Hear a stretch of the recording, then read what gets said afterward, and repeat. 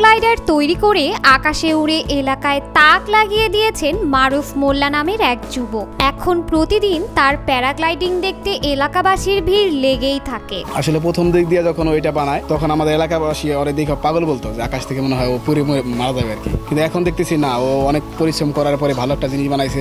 স্বপ্ন ছিল আকাশ ছোঁয়ার, কিন্তু পকেটে ছিল না এক টাকাও। শত বাধা, অভাব, অনটন কিছুই দমিয়ে রাখতে পারেনি 24 বছর বয়সী মারুফকে। ফরিদপুরের সদরপুর উপজেলার চর বিষ্ণুপুর ইউনিয়নের খেজুরতলা গ্রামের মাজাহার মোল্লার ছেলে মারুফ মোল্লা।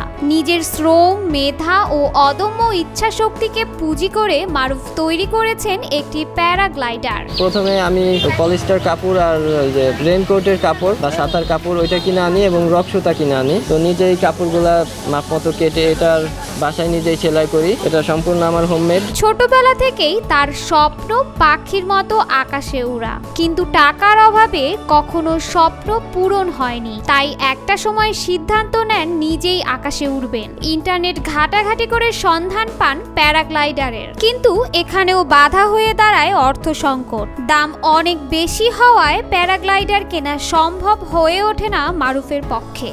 বান্ডেল থাকলে প্রতি সেনমানিতে টাকা বাঁচবে। বিকাশ সেনমানি বান্ডেল কিনে জিতুন প্রতি লেনদেনে।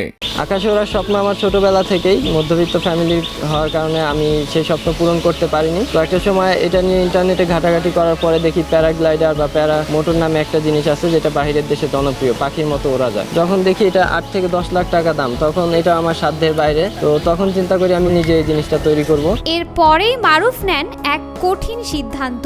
মনস্থির করেন নিজেই তৈরি করবেন প্যারাগ্লাইডার। প্রথমে তিনি রিমোট কন্ট্রোল প্রোটোটাইপ প্যারামোটর তৈরি করেন, তবে সেখানে তিনি সফলতা পাননি, কিন্তু দমেও যাননি। পুনর্চেষ্টায় তিনি সফলভাবে মানুষবাহী প্যারাগ্লাইডার তৈরি করে ফেলেন। গত 1 বছর আগে একটা রিমোট কন্ট্রোল প্রোটোটাইপ প্যারামোটর বানাই। এরপরে 1 বছরের প্রচেষ্টায় আমি এখন সফল। দেন আমি বড়টা বানানোর উদ্যোগ নিই। প্রথমে ব্যালেন্স করতে একটু কষ্ট হলেও এক সময় সেখানেও চলে আসে দক্ষতা আর সফলতা। পূরণ হয় মারুফের আকাশে উড়ার স্বপ্ন। এখন মাঝে মধ্যেই তিনি উড়ে বেড়ান আকাশে। খুব ভালো লাগলো দেখে যে আমাদের এলাকার একটা ছেলে এরকম উদ্ভাবন করতেছে, আরো অনেক কিছু বানাইছে। খুব মেধাবী একটা ছেলে। ও আমার সাথে রেফ্রিজারেশনের ইলেকট্রনিক্সের কাজ করে। আমি ওকে পারিশ্রমিক হিসেবে যত টাকা দেই, মানে যা দেই আর কি, ওই টাকাটা না খেয়ে টাকাটা এই প্যারাগ্লাইডারের কাজেই লাগায় আর কি। আর বিভিন্ন কিছু আবিষ্কার করতেছে। মারুফ মোল্লা জানান বিদেশ থেকে প্যারামোটর আনতে 9 থেকে 10 লক্ষ টাকা খরচ হয়, তবে তিনি তা মাত্র 1 লক্ষ টাকায় তৈরি করেছেন। যদি সরকারের সহযোগিতা পান তবে আরো বড় প্যারাগ্লাইডার তৈরি করার পাশাপাশি বাজারজাত করবে বলে জানান তিনি। আমি এটা তৈরি করতে ইঞ্জিন সহ প্যারামোটর পুরোটা 50 থেকে 60 হাজার টাকা খরচ হয়েছে। তো আমার ইঞ্জিনটা একটু ভারী হয়ে গেছে, যেহেতু মোটরসাইকেলের ইঞ্জিন।